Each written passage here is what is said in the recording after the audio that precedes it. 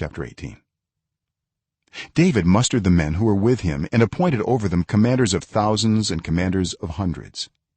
David sent out his troops, a third under the command of Joab, a third under Joab's brother Abishai son of Zeruiah, and a third under Ittai the Gittite. The king told the troops, I myself will surely march out with you. But the men said, you must not go out. If we are forced to flee, they won't care about us. Even if half of us die, they won't care. But you are worth 10,000 of us. It would be better now for you to give us support from the city.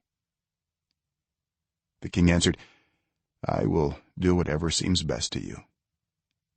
So the king stood beside the gate while all his men marched out in units of hundreds and of thousands.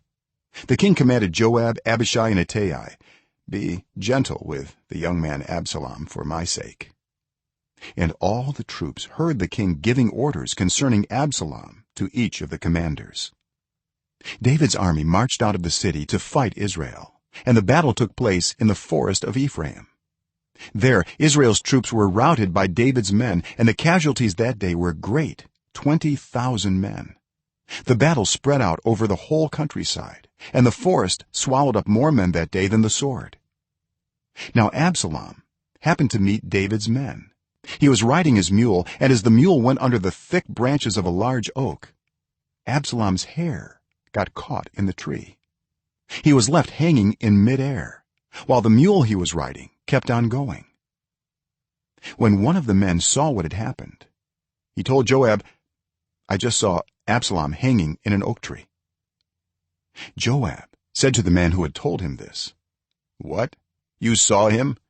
Why didn't you strike him to the ground right there? Then I would have had to give you 10 shekels of silver and a warrior's belt.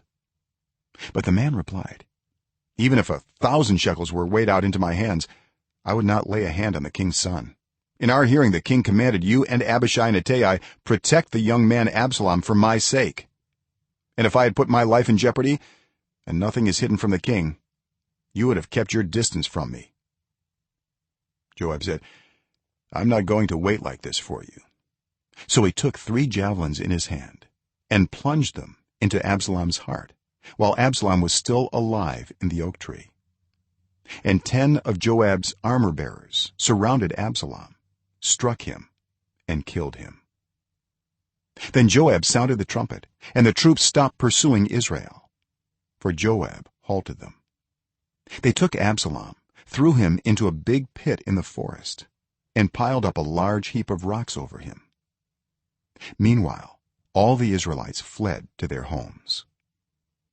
During his lifetime, Absalom had taken a pillar and erected it in the king's valley as a monument to himself, for he thought, I have no son to carry on the memory of my name. He named the pillar after himself, and it is called Absalom's monument to this day. Now Ahimaaz son of Zadok said, let me run and take the news to the king that the Lord has vindicated him by delivering him from the hand of his enemies. You are not the one to take the news today, Joab told him. You may take the news another time, but you must not do so today, because the king's son is dead. Then Joab said to a Cushite, go, tell the king what you have seen. The Cushite bowed down before Joab and ran off. Ahimaaz son of Zadok again said to Joab, come what may, please let me run behind the Cushite. But Joab replied, my son, why do you want to go? You don't have any news that will bring you a reward. He said, come what may, I want to run. So Joab said, run.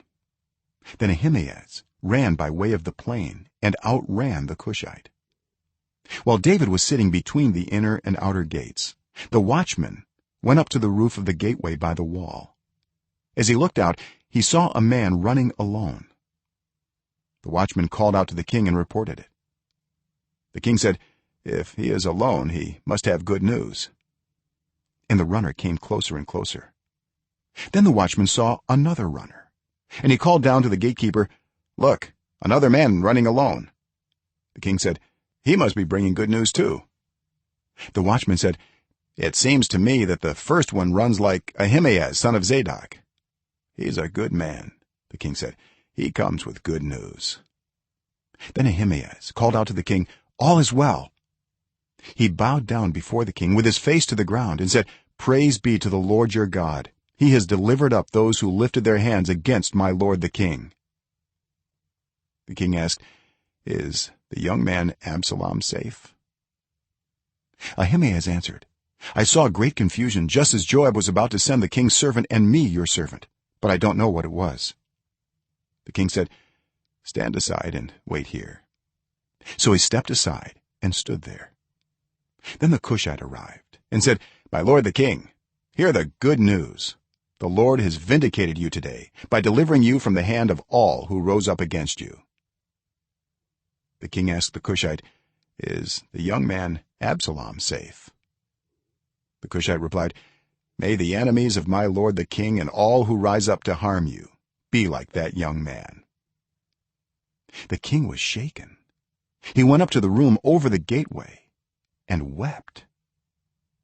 As he went, he said, "Oh, my son Absalom, my son Absalom, if only I had died instead of you. Oh, Absalom, my son, my son."